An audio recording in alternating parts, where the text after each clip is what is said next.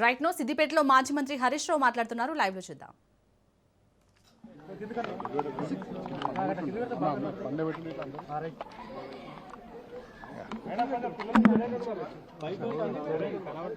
అదే పోయి అన్నం సెట్ చేయకపోను, నేను వస్తున్నా. వాళ్ళ లైన్లో కూర్చోబెడితే నాకు మధ్యలో జాగ్ కూర్చోబెడితే నేను వచ్చి తింటా వాళ్ళతో. కనకరాజ్ పిల్లలతో నేను కొద్దిగా అన్నం తింటా, కూర్చోబెట్టి సెట్ చేయ జర్రా.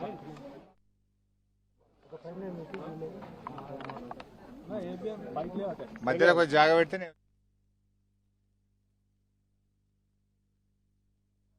రెసిడెన్షియల్ బ్రిడ్జ్ స్కూల్ అంటాం దీన్ని. ఈ బ్రిడ్జ్ స్కూల్ను విజిట్ చేయడం జరిగింది. ఇంకా పిల్లలు చలితో చాలా ఇబ్బంది పడుతూ ఉన్నారు, చలికాలం కదా అని చెప్పి ఆ పిల్లలందరికీ ఈరోజు బీఆర్ఎస్ పార్టీ పక్షాన బ్లాంకెట్స్ అందజేయడం జరిగింది. అట్లనే పిల్లలకు పొద్దున్నే చలికాలం కనుక చన్నీళ్లతో స్నానం చేయడం ఇబ్బందిగా ఉందని పిల్లలు చెప్పడం దృష్ట్యా మా స్థానికంగా ఉండే పవనసుత యూత్ ఆధ్వర్యంలో పిల్లలకు ఒక వాటర్ గీజర్ను కూడా ఈరోజు అందజేయడం జరిగింది. అయితే పిల్లలతో మాట్లాడినప్పుడు గత 5 మాసాల నుంచి కూడా పిల్లలకు కాస్మోటిక్ ఛార్జెస్ రావడం లేదు. అంటే ముఖ్యంగా నెలకు 200 రూపాయలు ఈ కాస్మోటిక్ ఛార్జెస్ పిల్లల హెయిర్ కటింగ్కి కానీ, టూత్ పేస్ట్కు, బ్రష్కు, సబ్బుల కోసం, కొబ్బరి నూనె కోసం పిల్లలకు ఈ 200 రూపాయలు మనం ఇవ్వడం జరుగుతుంది. ఇప్పుడు August, September, October, November, December ఈ 5 నెలల నుంచి కూడా పిల్లలకు కాస్మోటిక్ ఛార్జెస్ రాలేదు. అదేవిధంగా పిల్లల మెస్ బిల్లులు కూడా 5 నెలల నుంచి పెండింగ్లో ఉంది.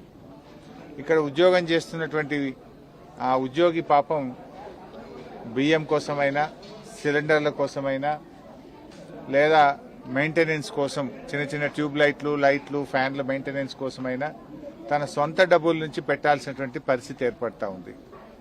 అంటే ఇలా రేవంత్ రెడ్డి విద్యాశాఖ మంత్రి ఉన్నాడు. రేవంత్ రెడ్డి మాట్లాడితే బూతులు మాట్లాడుతున్నాడు. నువ్వే ఈ రాష్ట్రానికి విద్యాశాఖ మంత్రివి, నువ్వే ఈ రాష్ట్రానికి ముఖ్యమంత్రివి. అనాథ పిల్లలు, ఈ అర్బన్ రెసిడెన్షియల్ స్కూల్ అంటే బ్రిడ్జ్ స్కూల్లో ఉండే పిల్లలు అనాథ పిల్లలు, ముఖ్యంగా తల్లి తండ్రి లేని పిల్లలు.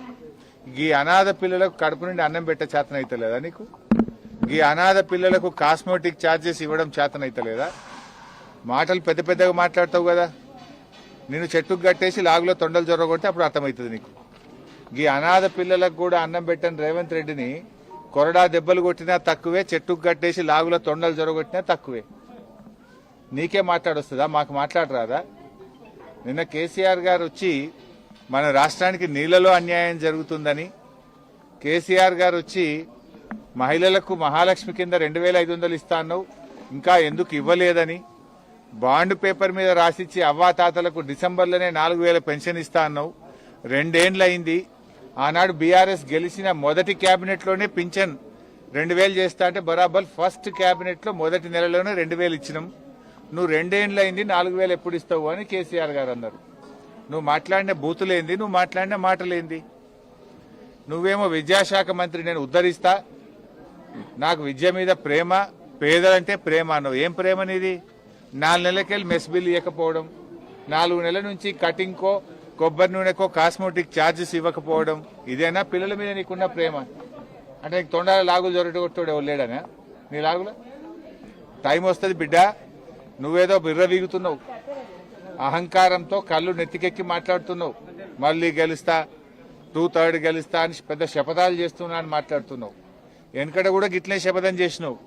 కొడంగల్లో ఓడిపోతే రాజకీయ సన్యాసం తీసుకుంటా అన్నావు. పొల్లు ఒడగొట్లే నిన్ను కొడంగల్లో. రాజకీయ సన్యాసం తీసుకున్నావా? మాట తప్పినవా? మాట తప్పినవు నువ్వు. మాట తప్పుడు నీకు అలవాటు, పార్టీలు మారుడు నీకు అలవాటు, పదవులు కొనుక్కోవడం నీకు అలవాటు, కమిషన్లు కొట్టుడు నీకు అలవాటు, చిల్లర మాటలు మాట్లాడు నీకు అలవాటు.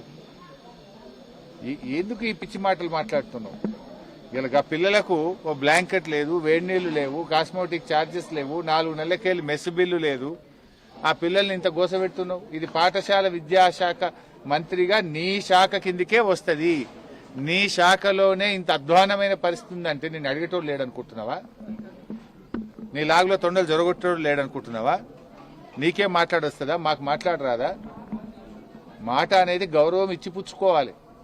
నువ్వు గౌరవం తప్పినప్పుడు నువ్వు విలువలు లేకుండా మాట్లాడినప్పుడు ఎదుటి వాళ్ళు కూడా అదే పద్ధతిలో మాట్లాడవలసి వస్తుందనే విషయాన్ని గ్రహించి ఇప్పటికైనా తెలంగాణ తెచ్చిన పోరాట యోధుడు కేసీఆర్, తన ప్రాణాన్ని కూడా త్యాగం చేయడానికి సిద్ధపడ్డ నాయకుడు కేసీఆర్. ఎంపీ పదవిని, కేంద్ర మంత్రి పదవిని, రాష్ట్ర డిప్యూటీ స్పీకర్ పదవిని, ఎమ్మెల్యే పదవులను గడ్డిపోచలాగా వదిలి పోరాడి తెలంగాణ తెస్తే నువ్వు ముఖ్యమంత్రి అయ్యావు. కేసీఆర్ లేకపోతే తెలంగాణ ఎక్కడిది? తెలంగాణ లేకపోతే నీ జీవితంలో నువ్వు ముఖ్యమంత్రి అవుతావా? ఎందుకు ఆ పిచ్చి మాటలు మాట్లాడుతున్నావు? వయసులో నీకు తండ్రి లాంటి వాడు, తండ్రి లాంటి కేసీఆర్ గారిని, తెలంగాణ తెచ్చిన కేసీఆర్ గారిని అటువంటి మాటలు మాట్లాడొచ్చునా?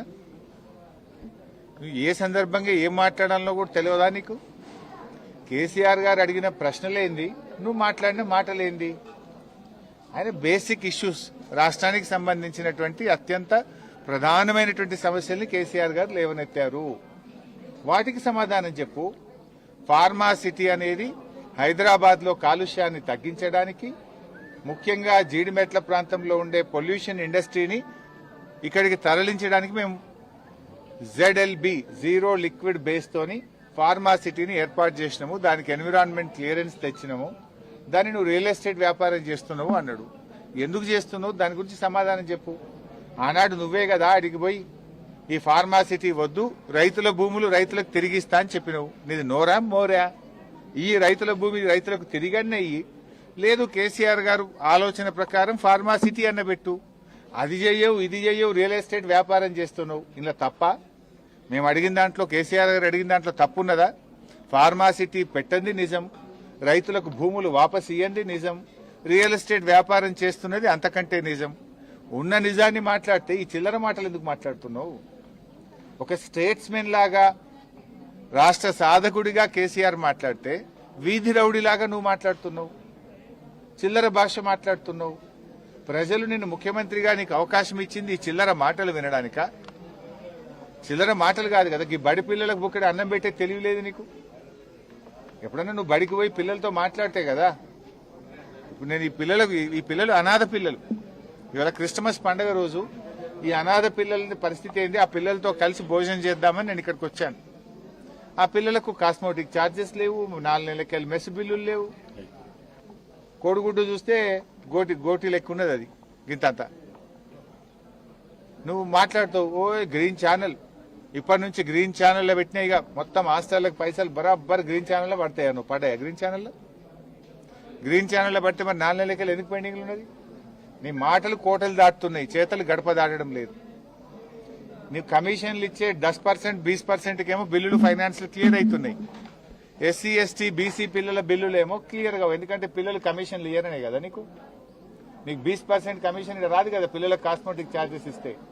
కమిషన్లు ఇచ్చేటోళ్ళకేమో బిల్లులు ఇస్తారు, కాస్మోటిక్ ఛార్జెస్. ఈ పిల్లలు కమిషన్లు ఇయ్యలేరు కనుక వీళ్ళ బిల్లులు పడాయా? కమిషన్ల రాజ్యమేనండి ఇది.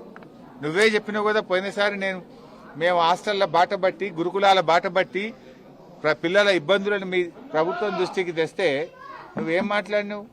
లేలే ఇప్పటి నుంచి అంతా గ్రీన్ ఛానల్, పైసలు పడకపోతే తోలు తీస్తా, తోడకలు తీస్తాను. ఇప్పుడు ఎవరిని తోలు తీయాలి? నీ తోలు తీయాలి, నీ తోడకలు తీయాలి. ఇప్పుడు నువ్వు చెప్పుడు పైకి చెప్తున్నట్టు లోపలికి వెళ్ళి ఇత్తలేనట్టు నువ్వు. ఇప్పుడు ఎవరు తోలు తీయాలి, ఎవరు తోడకలు తీయాలి అడుగుతున్నా రేవంత్ రెడ్డిని. నువ్వే కదా విద్యాశాఖ మంత్రివి, నువ్వే కదా ఫెయిల్యూర్ ముఖ్యమంత్రివి. మరి ఎవరిని తోలు తీయాలి, ఎవరిని తోడకలు తీయాలని అడుగుతా ఉన్నా. చిల్లర మాటలు మాను. ఇప్పటికైనా SC, ST, BC హాస్టళ్లు, గురుకుల పాఠశాలలు, కస్తూర్బా స్కూల్స్ పెండింగ్ మెస్ బిల్లులు, కాస్మోటిక్ ఛార్జెస్ తక్షణమే విడుదల చేయాలని డిమాండ్ చేస్తుంది.